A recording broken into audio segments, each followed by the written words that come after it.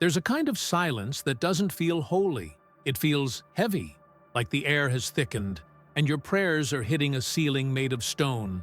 You don't talk about it often because people would say you're just being dramatic, or maybe that you need to have more faith. But deep down, you know the truth. Life hit you hard, and it didn't ask for permission. It didn't give you time to prepare. One day, you were holding everything together. The next, you were the one lying on the floor, broken in places you didn't even know could break. And the worst part isn't the pain, it's the echo, the silence after the collapse, the quiet space where it feels like nobody noticed you fell, not even God. You look around, and everyone else seems to be moving forward, smiling, thriving, posting their joy, their faith, their blessings, and you're stuck on the cold floor, wondering what went wrong, wondering why you, who tried to do everything right, ended up here, face down in the dirt of disappointment, betrayal, and exhaustion. Some wounds are invisible. You can't show them in an X-ray, but they bleed inside you, silently, endlessly. You start to question everything. Did I miss the sign? Did I pray the wrong prayer? Did I not believe enough?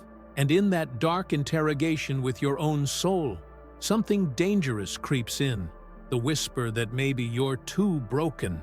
Maybe this fall wasn't a stumble. Maybe it was the final collapse. But that's the lie, and it's the most seductive one of all, because it sounds reasonable. It sounds like closure. But God never told you this was the end. People may have walked away. Doors may have shut. Opportunities may have dissolved. But heaven didn't close on you. God didn't fold his arms and turn his back. What you're calling an end, he's calling a beginning, a place where the earth touches heaven, a place low enough that his hands can reach you with gentleness, not to scold, but to rebuild. And maybe that's what hurts the most, because deep down, you feel like you don't deserve to be rebuilt, not after what you lost, not after how you reacted, not after the breakdown. You wanted to be strong. You tried to be faithful. You fought your demons with verses and worship. And yet, here you are, a shell of what you used to be. But what if this moment, this ground, this exact space you're in, is holy? What if the floor you're laying on isn't a failure, but an altar? It's easy to romanticize resurrection when you've never experienced the grave. But real glory never comes without real death.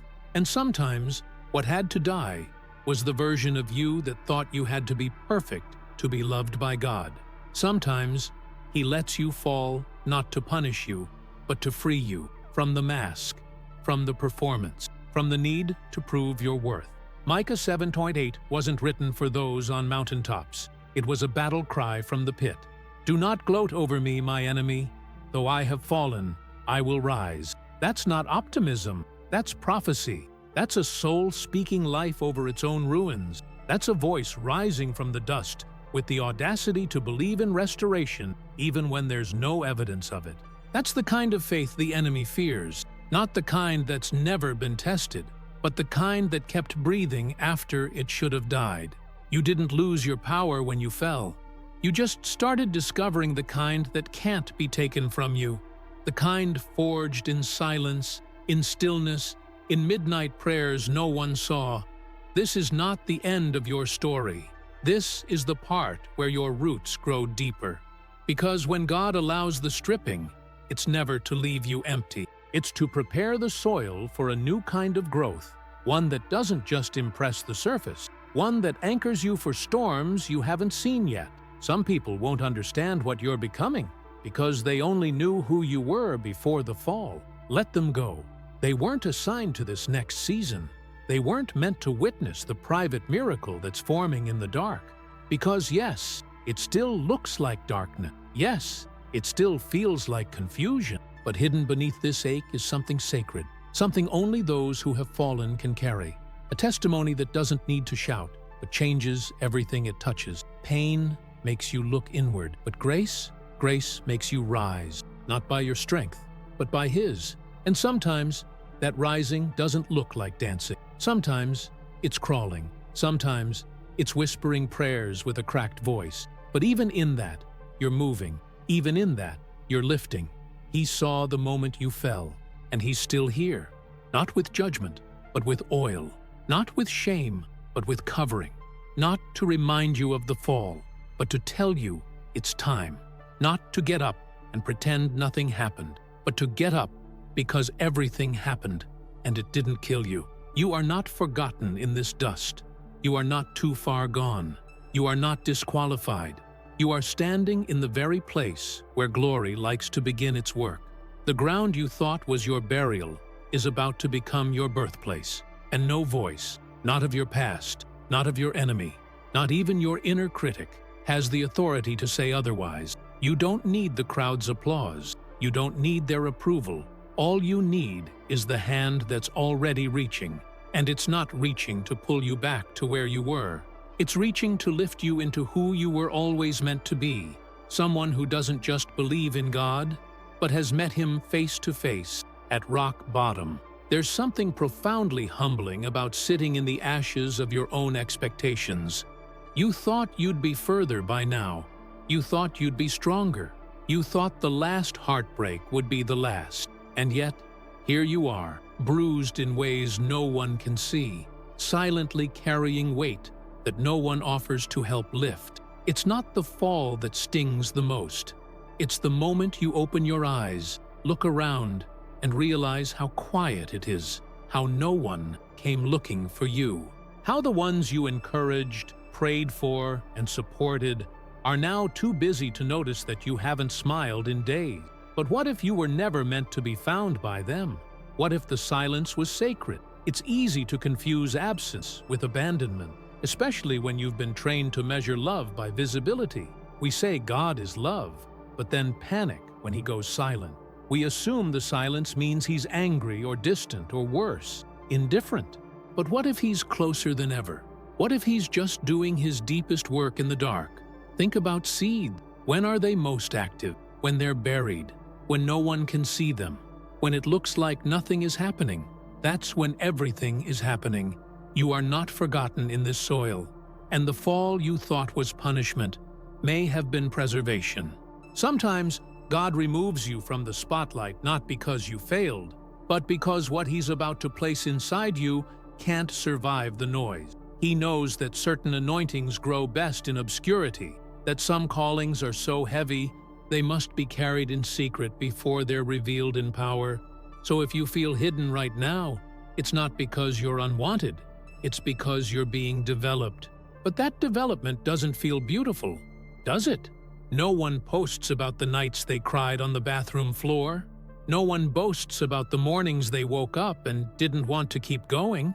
We've glamorized breakthroughs and victories, but left no room for the in-between, the holy middle, where God forges character in silence. And maybe that's why you feel confused. Because the pain doesn't match the promises you heard. Because you thought obedience would shield you from heartbreak. But sometimes, obedience leads you straight into fire. Not to burn you, but to refine what couldn't be purified in comfort. It's not that God lied. It's that you're still in chapter 5 of a story with 20 more pages. David was anointed king long before he ever wore a crown. Joseph had dreams of ruling long before he was thrown into prison. Jesus was baptized by heaven and immediately led into the wilderness. The pattern is clear. Calling is often followed by crushing. Destiny is preceded by delay, and glory is forged through groaning. You're not late, you're in alignment. But alignment often feels like affliction, because to be aligned with heaven is to sometimes be misaligned with the world. And that friction, that spiritual whiplash you feel, it's not a sign that you're off course. It's confirmation that you're being recentered, that heaven is rearranging your steps for a weight you don't see yet.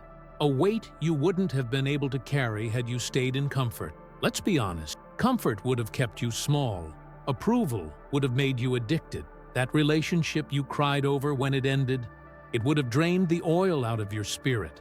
That job you lost, it was keeping you from a mission that can't be outsourced. That closed door didn't break you. It protected you from stepping into a room that would have silenced your purpose. So what if you stopped calling it a setback and started calling it an intervention?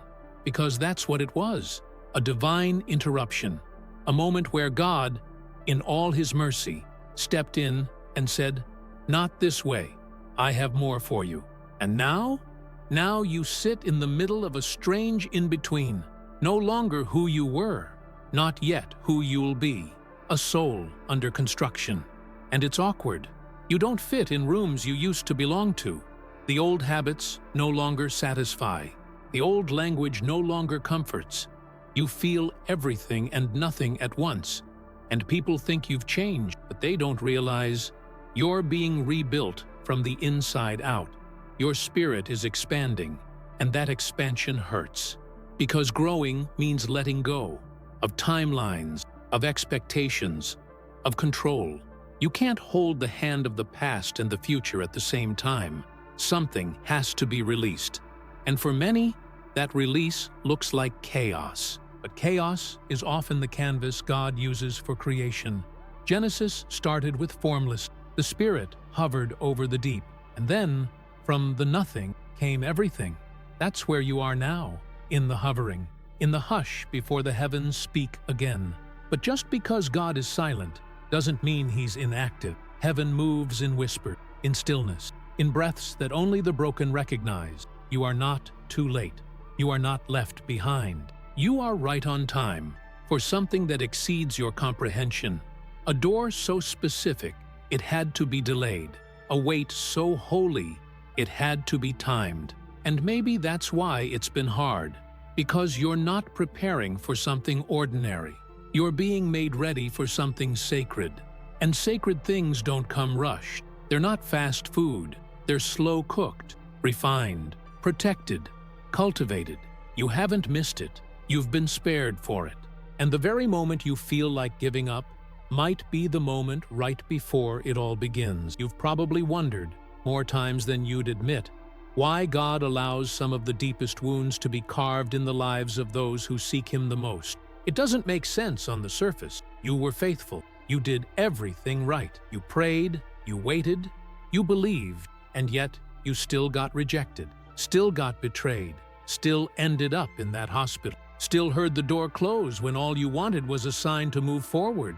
And you start to question, not just God's plan, but your own worth inside that plan. But here's a truth that's rarely spoken in the open. Pain is not the opposite of purpose. It's often the birthplace of it. God does not waste pain, ever.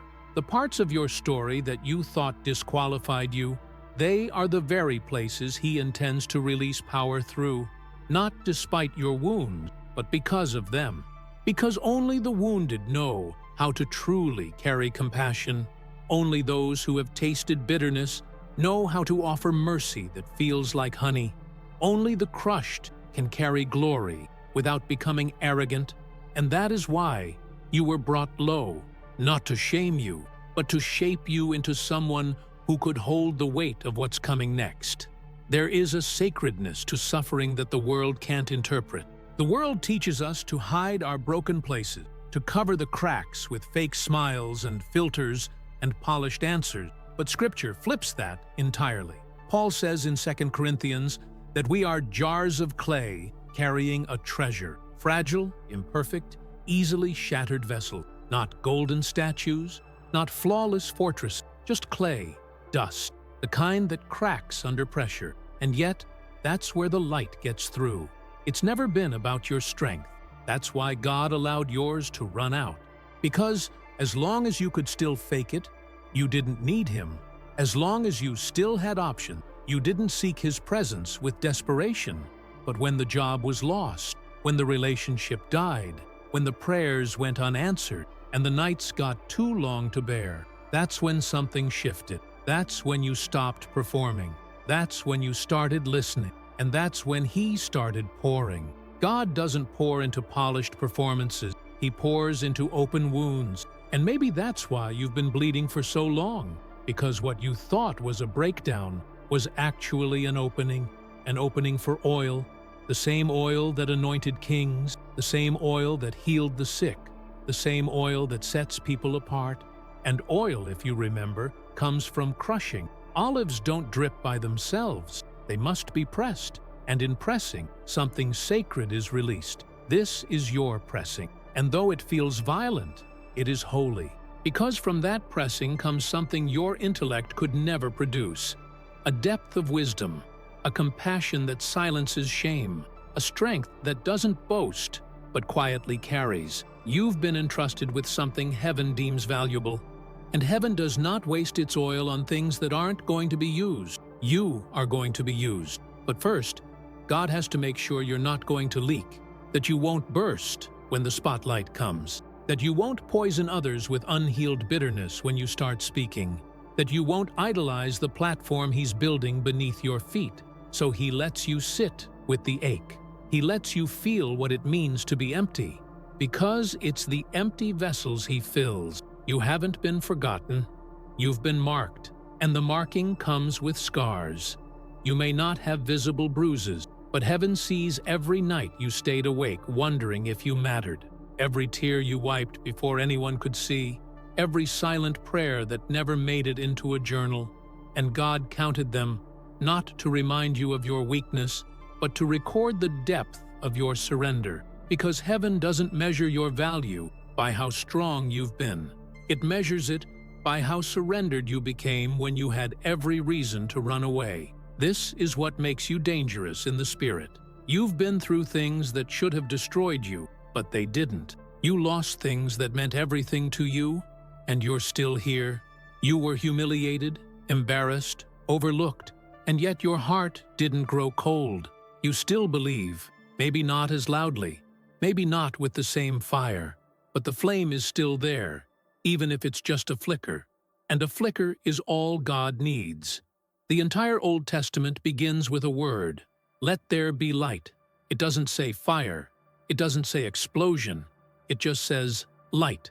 And that tells you something. God knows how to build entire universes from a flicker. So if all you have left is a whisper of hope, He can work with that. If all you have is a scarred heart and an exhausted spirit, He's not intimidated. He's invested.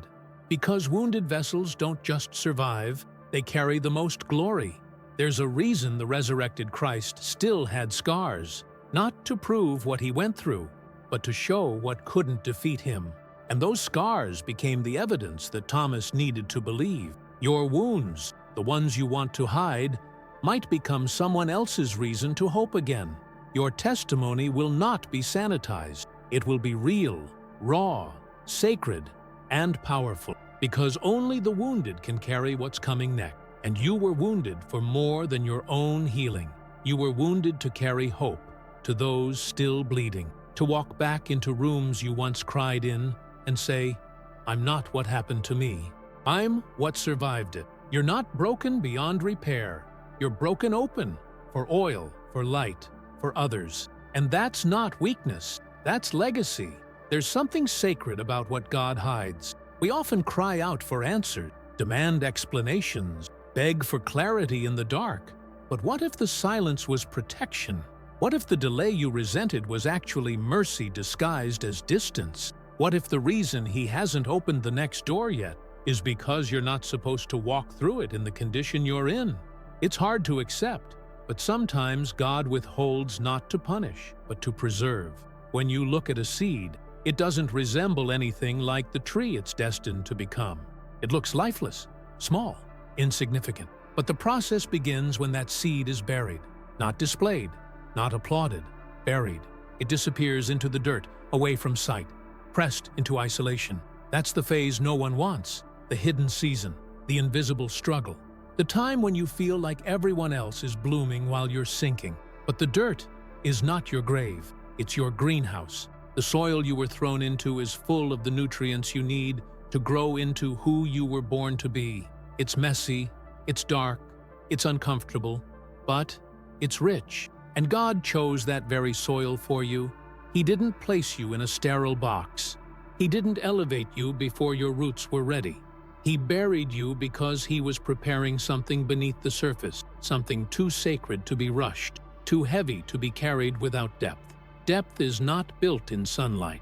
It's built in shadows. The times you felt overlooked, forgotten, passed by, they were doing something deeper than you realized. They were stretching your roots, teaching you to anchor, teaching you to listen for the quiet voice of God when applause fades, teaching you to worship without a stage, to believe without evidence, to trust without understanding.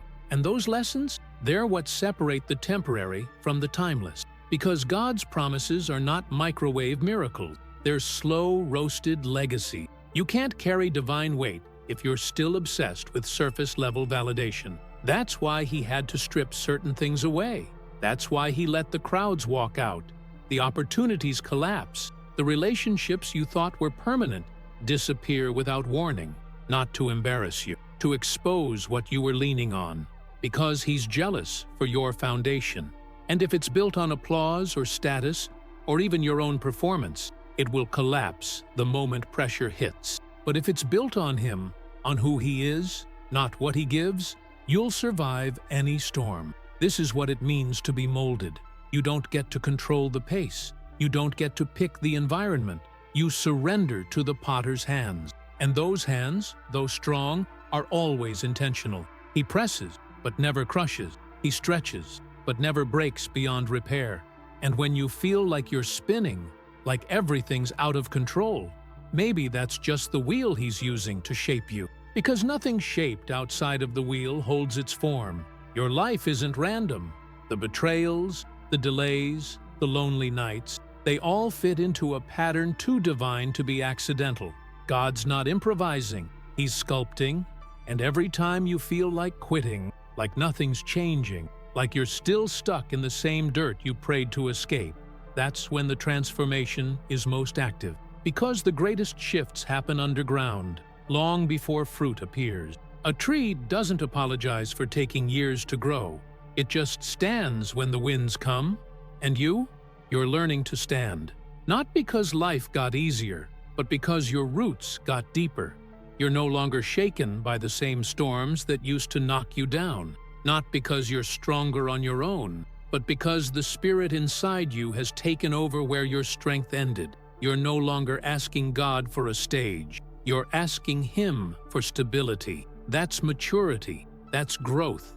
That's legacy. And as you grow, something strange starts to happen. The pain that once haunted you becomes fuel. The memories that once silenced you become your message. The cracks you tried to hide start to shine, because now they reflect the light. You're not trying to be perfect anymore. You're just trying to be real. And that authenticity, that's what carries the weight of what God is about to place in your hands. Because He doesn't use polished performers. He uses surrendered vessels. And surrendered, people don't brag about their strength. They testify about God's goodness in their weakness. That's why your story is powerful. Not because you avoided the pit, but because you learned to sing while still in it. Because you prayed when the answers didn't come. Because you got up after the fall. That kind of resilience can't be taught. It's forged in dirt, in shadows, in waiting rooms no one clapped for. But heaven saw. Heaven saw every quiet yes. Every morning you showed up with puffy eyes and trembling hands, but still chose to believe.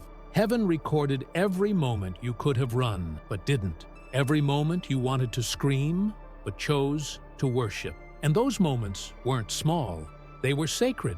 They were altars in the wilderness, markers of a faith that refuses to die. And now, something is shifting. You're not the same. You still have scars, yes, but you've stopped hiding them. You've started seeing them as proof. Proof that God carried you. Proof that the fire didn't burn you. Proof that there is a God who does not waste what wounds us. And that proof is what this generation needs. Not more theology, not more performance, just real, scarred, surrendered people who carry oil. The kind that only flows from pressing. And you've been pressed for a reason. There's something different about a person who's been through real pain and didn't let it make them bitter. You can feel it when they speak. There's a weight behind their words. Not a heavy burden, but a holy authority. That kind of voice doesn't come from comfort. It comes from a furnace. And if you're honest, you've been walking through that fire for longer than you thought you could survive. And you're still here, even when everything in you screamed to give up, even when your body was moving, but your soul was curled up in a corner, even when you felt like the prayers were hitting a steel ceiling, you stayed. You didn't have clarity, you didn't have closure, you just had hope. So thin some days it felt like it would break, but it didn't. And that's why you're not just a survivor, you're a vessel. You carry something now, something people who've never bled wouldn't understand. It's not talent, it's not charisma, it's oil. The kind that doesn't flow unless the olive is crushed. The kind of anointing that heaven recognizes not by your status, but by your scars. God trusts you now with pain that would have destroyed you years ago, not because you're stronger, but because you're surrendered, and He knows what you'll do with it. You won't exploit it. You won't waste it. You'll pour it. Because when you've suffered, you don't look at broken people the same way anymore. You don't rush them. You don't shame them. You don't try to fix them to feel better about yourself. You just sit. You stay. You make room. Because someone did that for you when you were too broken to hide it. You know what it's like to be the one everyone walks around like shattered glass. And now you see beauty in the brokenness, not as something to be cleaned up, but as something that makes people real. This is what God was doing the whole time, not just fixing your life, forming your character, not just healing your wounds, turning them into wells where others could drink and finally feel seen. That's why the breakthrough took so long. He wasn't just preparing your blessing, He was preparing you to carry it with humility, because a platform can make you famous, but it's pain that makes you credible. And credibility in the kingdom comes from crucifixion. You can quote verses all day, but people know when your words come from a place that cost you something. That's why some of the most powerful messages come from the mouths of people who never asked to preach. They just bled in silence and let God make something sacred out of it. That's what you've become. A message in motion, a sermon with skin on, not because you memorized doctrine, but because you lived deliverance. There's someone watching you right now who's waiting to see if it's possible to survive what they're going through. They don't need your perfection. They need your presence. They need to see that someone like them got up from the floor and learned to walk again. And not just walk, run, laugh, worship, build, love again without fear. They need to know that light can find you even in the darkest pit. You're that proof. You didn't waste the pit. You didn't waste the pain. You're not carrying trauma. You're carrying testimony. And testimony opens doors, not just for you, but for everyone who thought God stopped using broken people. You've become a walking contradiction, fragile, yet full of glory, weak, yet sustained, knocked down, yet chosen, a clay jar that somehow carries resurrection power inside it. That's not accidental. That's biblical. We have this treasure in jars of clay, Paul wrote, to show that this all-surpassing power is from God and not from us. He knew the secret. Your cracks don't disqualify you. They reveal the glory that's inside. The cracks are necessary. They're not shameful. They're sacred because they let the light out. The very things you tried to hide are the things God now uses to set others free. That's why you're still standing. Not because nothing touched you, but because everything touched you and God still raised you up. That's what your enemies never expected. That's what Satan can't stand. That's what silences every voice that said you were done. Because when God decides to lift someone, no one can push them back down. You may not have realized it yet, but you've stepped into a new season. Not one without pain, but one where pain no longer defines you. One where you're finally walking in authority. Not because of your perfection, but because of your obedience. You know what it costs now. You know how lonely the valley gets. You know how long the night can stretch, but you also know who walks with you in that valley, and who speaks in that silence, and who never left when everyone else did. That's what makes you dangerous now, because a person who's been through fire and came out worshiping can't be manipulated anymore. They don't need approval. They don't perform for applause. They move with conviction. They listen to the voice that held them when no one else could. And that's the kind of person God entrusts with revival. Not revival in stadiums, but revival in soul. One heart at a time, one scar at a time, one surrendered yes at a time. So, if you're still doubting your worth, look at your story again. The hell you survived, the nights you almost didn't, the miracles no one saw, the battles you couldn't explain. That's not weakness, that's weight. That's why you carry what you carry. Not because you're gifted, because you're surrendered, because you said yes even when it broke you. And now, you're not broken anymore. You're blessed. Not because everything is perfect, but because now you understand the purpose of the pain. And that understanding is the beginning of legacy.